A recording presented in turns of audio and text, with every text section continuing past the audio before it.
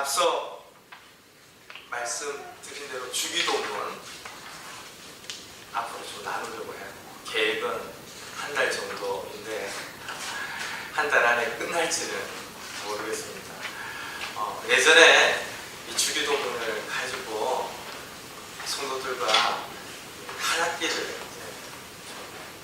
나눌 기회가 있었는데 신앙 강좌 형태는 아니었지만 따로 준비를 하면서 참 깊다. 주기도문이 그냥 단순히 외우고 끝날 기도문이 아니구나.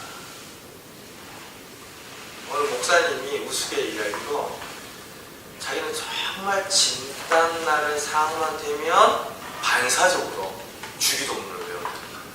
그러면 좀 마음이 안정이 되고 그 심각한 순간을 지나갔었다. 뭐 이런 가정을 들었는데 주기도문이 그런 때 사용되어질 수도 있겠지만 그런 때를 위한 기도문은 아니에요.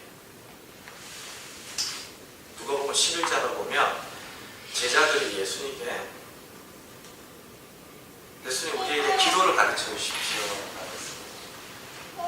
그런 제자들에게 예수님께서 이렇게 기도하라 라고 기도를 가르쳐 주셨는데 그 배경을 살피면 그 당시 랍비들과 그 문화의 수화생들이 기도문의 형태로 핵심적인 사상을 전수를 하고 가르쳤다고 해요. 그러니까 우리가 사도신경을 외우지 않습니까? 그 안에 우리가 믿는 바 신앙의 내용이 압축되어 있죠. 그러니까 지금 예수님께서 가르쳐주신 주기도문은 사실은 압축 파일과도 같아요. 우리가 무엇을 믿는가, 왜 믿는가, 그리고 우리가 과연 믿는 바는 타당한가, 여기에 관한 모든 내용들이 압축되어 있구나라는 것을 알 수 있습니다. 오늘 우리가 읽었던 본문 마태복음도 참 엉망진창인 기도들이 등장해요. 사람들에게 보이려고 하고요. 사람들에게 인정받는 기도를 하기 위해서 긴 옷을 늘어뜨리고 사람들이 많은 곳에 가서 기도하는. 그래서 예수님 보실 때 참 안타까운 것이죠.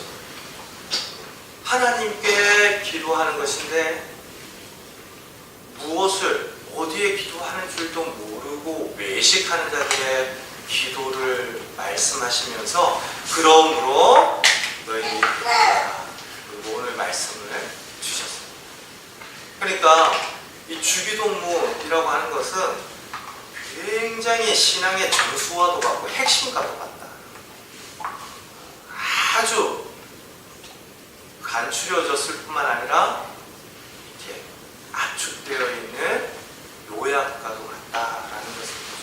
그래서 특별하게 이 주기도문을 따라서 말씀을 묵상하는 앞으로의 시간 가운데 우리가 무엇을 믿고 왜 믿는가에 대한 묵상들이 새로워지고 은혜를 누리는 저와 여러분들 되시기를 바랍니다.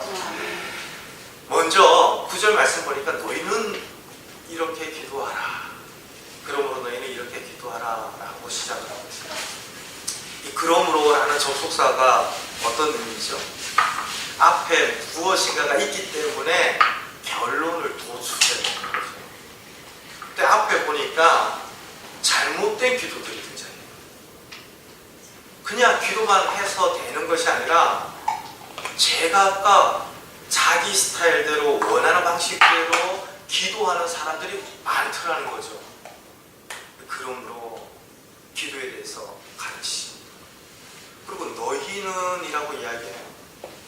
그러니까 하나님을 믿는다라고 하면서 또 예수님을 알지 못하는, 아니 예수님을 믿는 것인지 믿지 않는 것인지 상관이 없는 누군가를 향해서 이야기하는 것이 아니라 제자들을 향해서 말씀하고 있습니다. 항상 예수님의 가르침을 들을 때에 다른 누군가를 떠올리지 마시기를 바랍니다. 전하는 자는 1차적인 대상이 누구죠? 전하는 자고, 듣는 성도님들은 1차적인 말씀의 대상이 누구입니다. 하나님은 아주 집요할 만큼 믿는 자들을 향해 관심을 가지십니다. 예수님께서도 마찬가지셨어요. 다른 누군가 모르는 사람들이 잘못하는 것은 그들이 몰라서 그와 같은 일들을 행하는 것이다 라고 아시죠. 물론 하나님 보시기에 선하지 않는 것이지만 몰라서 그렇게 하는 것에 대하여서는 긍휼한 마음들을 가지고 보십니다. 그런데 믿는다, 안다, 내가 신앙한다라고 하는데도 그렇게 하지 않는 것에 대해서는 많이 가르치십니다. 믿는 자들 안에서 빛과 소금된 사명과 역할이 서술되기를 우리 주님께서 원하시죠. 그러므로 너희는 이후에 이야기하는 것은 전부 우리한테 하는 이야기인 겁니다. 이렇게라고 하는 표현 보세요. 마틴 루터는 하나님을 하나님 되게 하라라고 외치면서 종교교회를 했습니다. 근데 새삼스럽죠? 하나님께서는 그분 홀로 영광을 받으시는 분이시고 우리가 인정하든 인정하지 않든 하나님이십니다. 그런데 왜 새삼스럽게 하나님을 하나님 되게 하라라고 이야기했을까요? 마틴 루터가 그 말을 직접 설명을 했는데 하나님을 믿을 때 하나님께서 보여주신 길을 따라 믿으라. 하나님이 말씀하신 대로 하나님을 믿으라. 그것이 하나님을 하나님 되게 하라라고 하는 구호 안에 담겨져 있는 뜻이다라고 했습니다. 많은 사람들이 하나님 믿는다라고 하면서 이 라이프 디자이너처럼 나름대로의 분야와 방식과 영역들을 알아서 일부분 믿고 일부분 따르지 않기도 하고 그럴 때가 있어요. 앞으로 복 받고 이 땅에서 잘 사는 문제들에 있어서는 믿는데 십자가의 길을 따르고 사랑과 용서와 희생과 봉사와 수고가 세상 사람들이 보기에는 참 미련한 가치이지만 십자가의 도와 직결되어지는 우리 삶의 원리이기 때문에 그것을 포기할 수 없습니다. 그렇죠?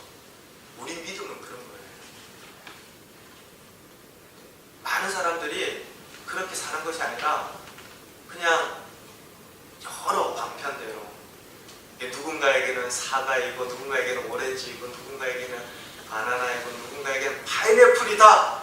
인생은 그런 것이다 라고 이야기하는 것처럼 신앙도 제각각인데 이렇게 기도하라는 겁니다. 말씀하시는 대로 보여주시는 대로 하나님께서 하나님 되시도록 기도하고 예배하고 신앙하라는 것이죠.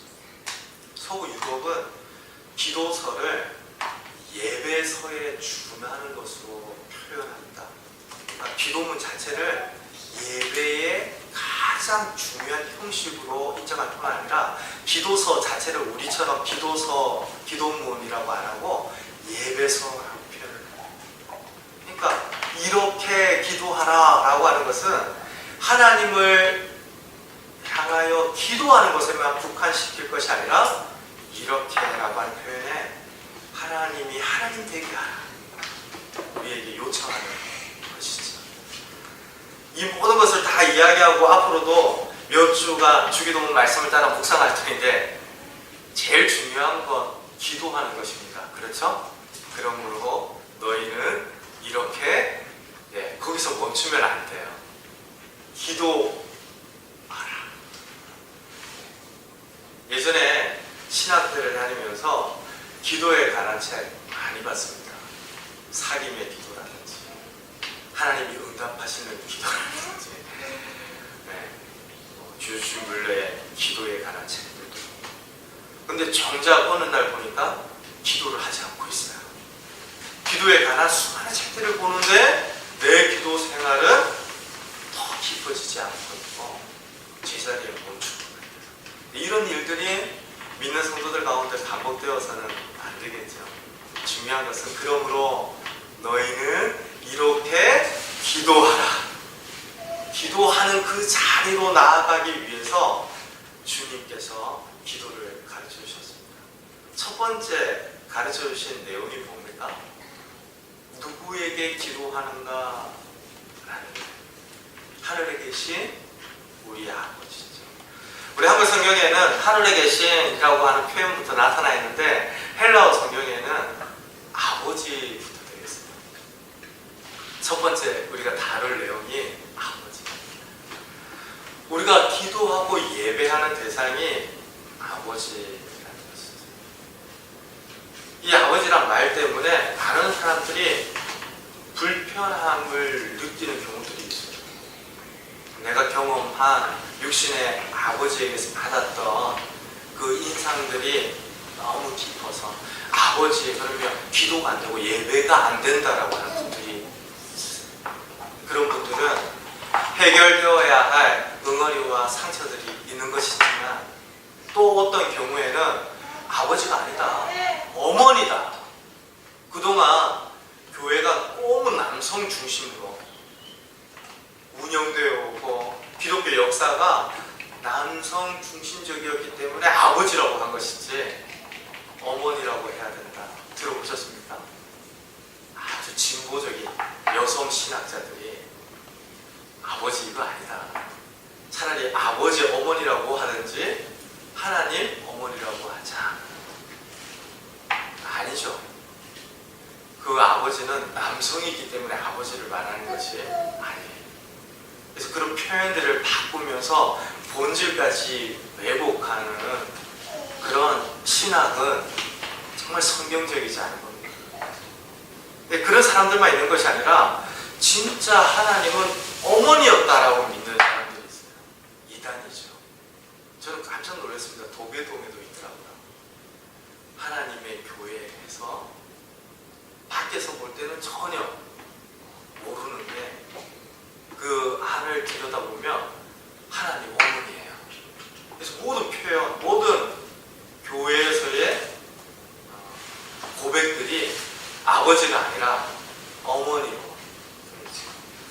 잘못된 겁니다. 여기에서 아버지라고 하는 것은 남성의 어떤 표현으로서 아버지도 아니고 이 어머니와는 반대의 성품을 가진 표현으로서 아버지 아니에요.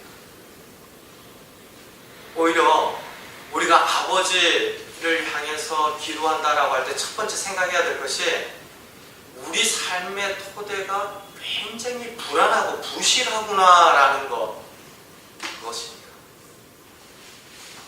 그러니까 우리는 아버지라는 존재를 필요로 하는 이 땅을 살고 있어요. 우리 존재가 이 땅에서 출생할 때부터 나 혼자의 힘으로 여기까지 컸다. 그런 경우가 많지 않습니다. 누군가의 도움을 필요로 하고 누군가로부터 돌봄을 받아야만 사는 존재, 그리고 이 땅의 기반이구나라는 것을 깨닫죠.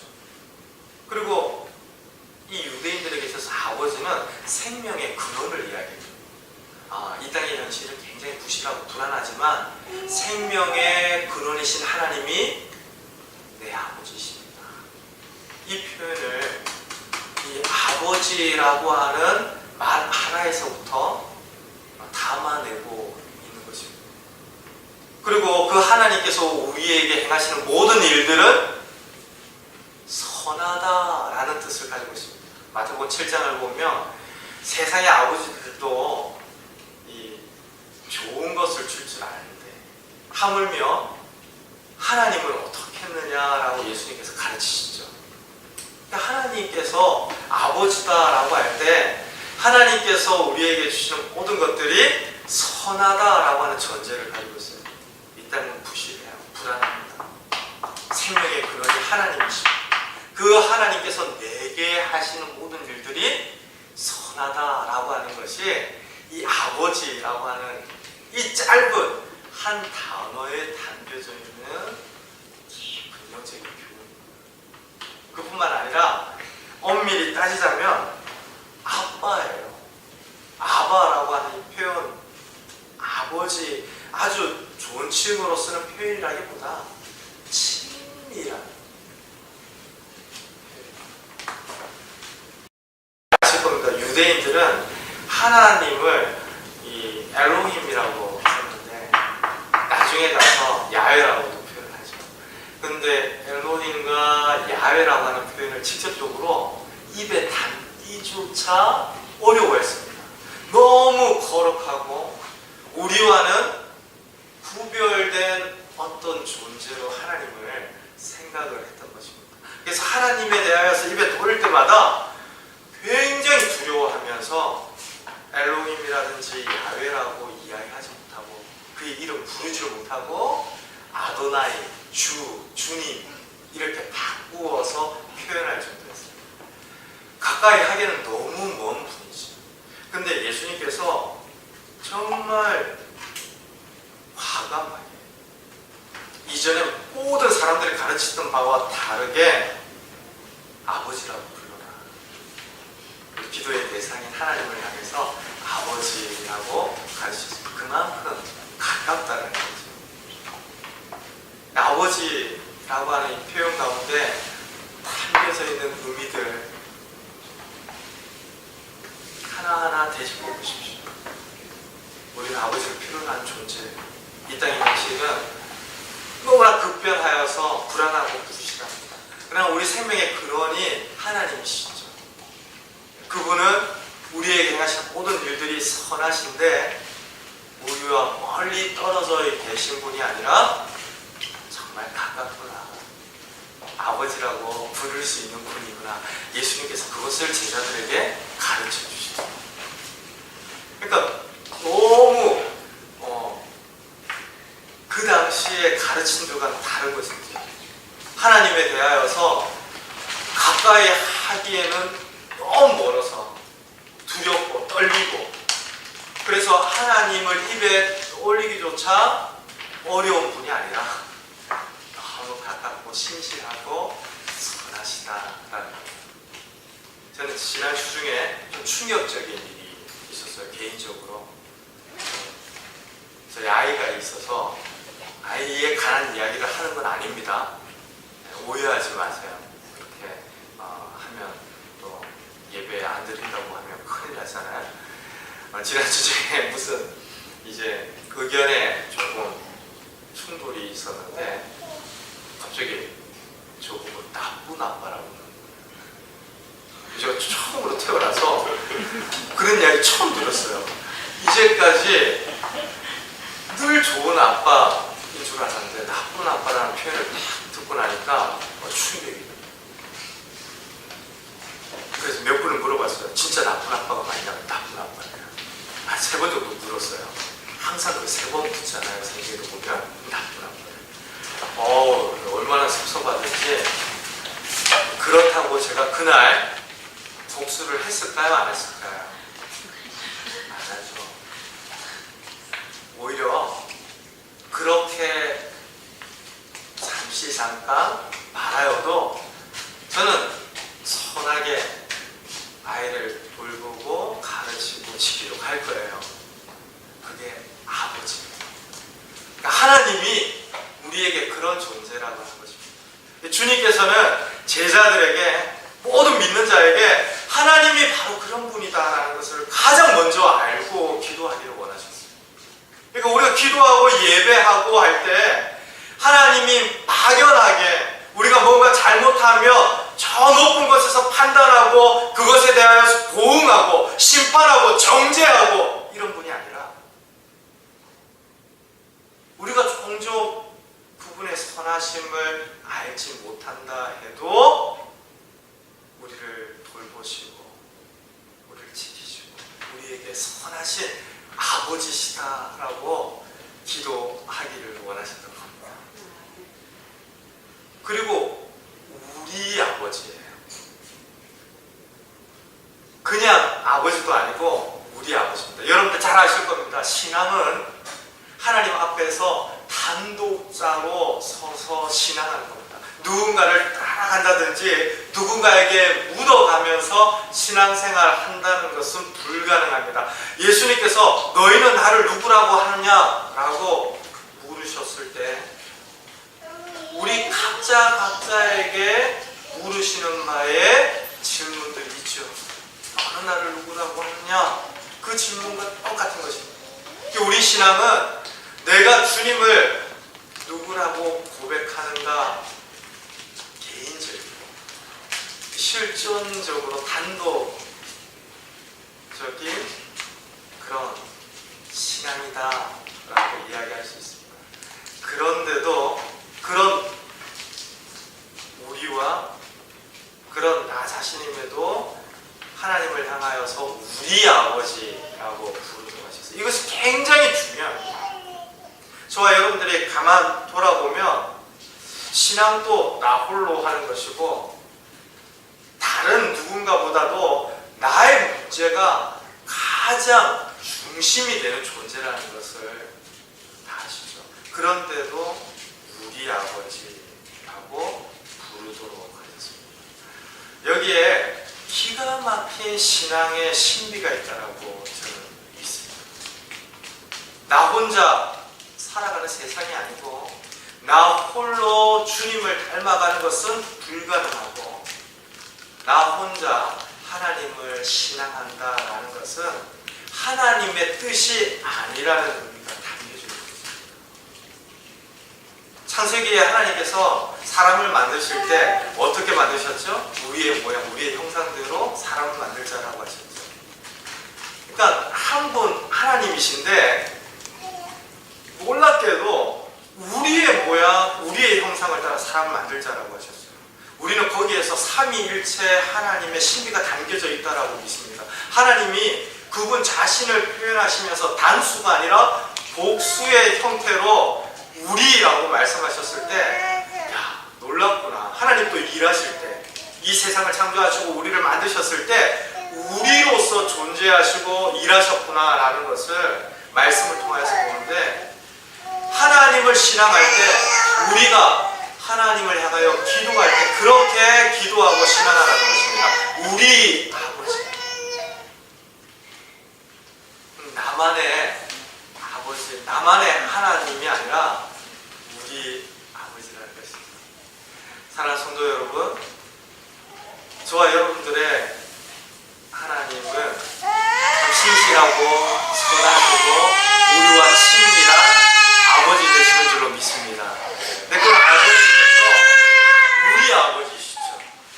우리 모두의 아버지입니다. 그래서 저와 여러분들이 각자 혼자서 신앙생활을 한다라고 하며 집에서 예배도 드리고 클릭을 통하여서 헌금도 할 수 있지만 그 사랑교회에 함께 모여있는 공동체를 따라서 신앙생활하고 그 안에서 그리스도의 몸된 교회를 함께 이루어가는 것이죠. 그 근거가 우리 아버지이기 때문이었습니다. 나 혼자 주님을 알아가고 닮아가는 거 귀한 일입니다. 그러나 나 홀로 그렇게 하라고 하나님께서는 원하지 않으십니다. 서로 사랑하고 서로 화목하고 서로 용서하고 서로 축복하고 더불어 함께 우리로 존재하는 하나님의 풍성한 기쁨과 생명을 우리가 함께 누리기를 원하십니다. 그래서 우리 아버지라고 기도하라고 하신 것이죠. 절대 잊지 마십시오. 앞으로 여러분들이 신앙생활 하시면서 평생 동안 부르심을 따라서 곳곳에서 그리스도를 따르고 말씀을 배우고 신앙생활을 하실 터인데 절대 혼자서는 신앙생활 할 수 없다. 그렇게 여기시면 틀림이 없습니다. 예수님을 닮아가는 거 누군가가 있어야 돼요. 좀 부족하고 허물 많고 빈틈 많고 실수투성이 누군가가 있어야 돼요. 그렇죠? 그런 누군가가 없으면 사랑 절대 배울 수가 없습니다. 날 속상하게 하고 마음을 다치게 하는 누군가 있어야 합니다. 그래야 예수님의 용서를 우리는 배우면서 살아갈 수 있습니다. 주님, 저 주님 믿습니다. 저에게 사랑과 용서를 주십시오. 어느 날 하늘에서 완성된 형태로 뚝 떨어지는 거 아니에요. 그건 간염 덩어리죠. 평생 동안 사랑할 누군가를 통하여서 사랑을 우리에게 주시고, 용서하고 축복할 누군가를 통하여서 용서와 축복을 우리에게 주시는 줄로 믿습니다. 우리 신앙의 기반 자체, 구조 자체가 우리 아버지입니다. 그리고 또 어떻게 기도하라고 하십니까? 하늘에 계신 우리 아버지입니다. 여러분들 생각해 보십시오. 가장 먼저 주목해야 할 것이 하늘이라고 이야기합니다. 이 이야기는 우리가 기도할 때, 예배 드릴 때 하늘을 바라보면서 예배해야 한다라는 이야기가 아니죠. 여기에서 하늘은 어떤 공간의 하늘을 이야기하는 것이 아닙니다. 전 우주를 이야기하는 것이고, 하나님이 다스리시는 전 영역을 이 하늘이라고 이야기하는 것인데요. 무슨 이야기입니까? 하늘에 계신 우리 아버지라고 이야기할 때 하나님이 우리를 다스리십니다 라는 이야기입니다. 그리고 우리를 다스리시는 이 전 영역 가운데 함께 하시는 하나님께 우리 삶의 가장 중요한 초점을 맞추라고 가르치신 것입니다. 우리는 정말 분주합니다. 그리고 본능적이에요. 그래서 여기저기에 일어나는 문제들, 그 문제에 반응할 때가 많습니다. 물론 우리에게 당면한 여러 직무상의 일들은 그렇게 풀어야죠. 그렇게 몰입해서 그 일들을 해결하면서 다음의 일들을 차례차례대로 풀어가야 합니다. 이것저것 산만하게 풀다가는 꼬여버릴 터인데, 지금 이야기하는 하늘에 계신 우리 아버지여 라고 하는 이 기도의 대상을 가장 먼저 가르칠 때 우리 영적인 문제, 우리 삶의 문제, 우리의 필요와 우리 소원의 문제 앞에서 가장 먼저 하나님을 향하여 주목하는 것, 그것이 우리 신앙이다라고 예수님께서 제자들에게 가르치셨습니다. 이 땅에 일어나는 수많은 일들이 있습니다. 우리 살아가는 인생 가운데 정말 예상치 못한 문제들이 다가옵니다. 지난 한 주에 있었던 일들이 쳇바퀴 돌듯이 반복되어지는 것 같지만 곳곳에서 새로운 일들이 일어납니다. 그런데 그런 일들에 먼저 초점을 맞추는 것이 신앙이 아니라, 어떤 상황이든지 어떤 일들이 있든지 하늘에 계신 우리 아버지께 초점을 맞추는 것이 우리 믿음의 핵심이라고 지금 가르치십니다. 사랑하는 성도 여러분, 저와 여러분들의 믿음이 하나님을 향하여 가장 우선한 우리 중심이 전인격적으로 하나님께 가장 먼저 반응하는 믿음이 되기를 축복합니다. 하늘에 계신 우리 아버지라고 하는 이 짧은 기도의 대상을 가르치는 이 한 구절 속에 주님은 너무나 많은 영적인 의미들을 담아서 우리에게 주셨는데, 하나님께 먼저 반응하라는 것입니다.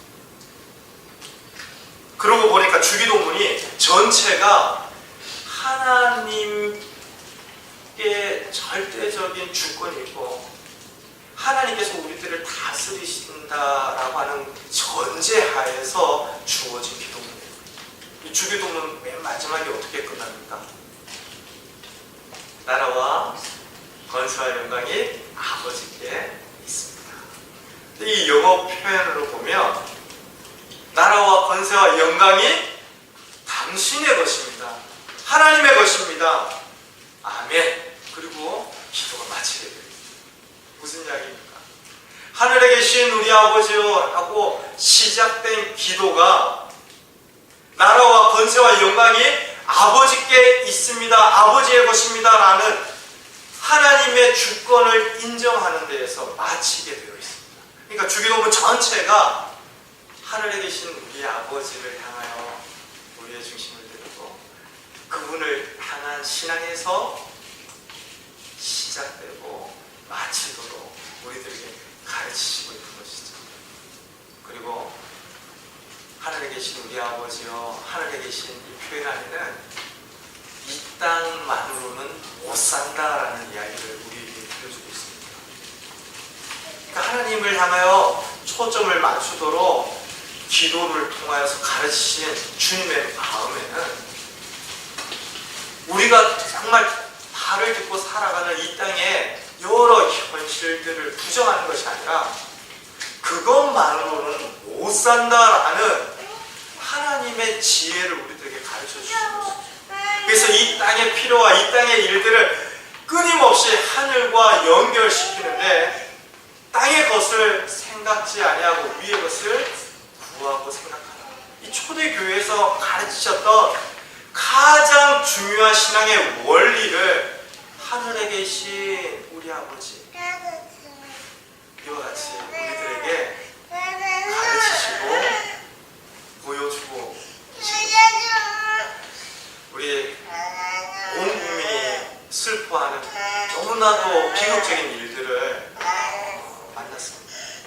이런 일들 앞에서 어떻게 이와 같은 일들이 일어나는가 우리는 다 설명하고 이해할 수가 없어요. 그런데 성경에도 이와 같은 일들이 종종 있었습니다. 누군가 예수님께 그런 질문을 했어요. 실로에서 뇌를 쌓다가 갑자기 무너져서 사람들이 죽었는데 이 일에 대하여 주님 생각이 어떻습니까? 끔찍한 재난이죠. 갑작스럽게 닥친 비극이에요. 근데 예수님께서 그 질문에 대답하실 때 회개하라. 너희도 이와 같이 마지막 날이 속히 임할 것인데 회개하라 라고 말씀하셨습니다. 그 일에 대하여서 설명하고 다 이해할 수는 없습니다. 그러나 우리는 알아야 합니다. 이 땅의 일들만으로는 소망이 없습니다. 이 땅에 일어나는 일들만으로는 살아갈 수가 없구나. 하늘에 계신 우리 아버지, 그렇게 우리는 기도할 수밖에 없는 존재임을 아는 것이지. 그렇습니다. 사랑하는 성도 여러분, 주님께서 우리에게 기도를 가르치셨습니다. 그래서 우리들은 이 기도를 배우고 익히고 이렇게 기도하라라고 하는 이 원리를 따라서 앞으로 기도하고 예배하고 하나님을 신앙할 것입니다. 하늘에 계신 우리 아버지, 하늘에 계신 우리 아버지, 이 한 구절 속에 담겨져 있는 우리를 향한 하나님의 소원과 뜻을 다시 한번 깊이 묵상하실 때, 그렇구나, 하나님이 계십니다. 그분은 나의 아버지이십니다. 나는 이 땅을 듣고 살지만 나 혼자 살아갈 수 있는 세계가 아니구나. 끊임없이 하늘을 바라봐야 하고 하나님을 필요로 하는 존재이구나.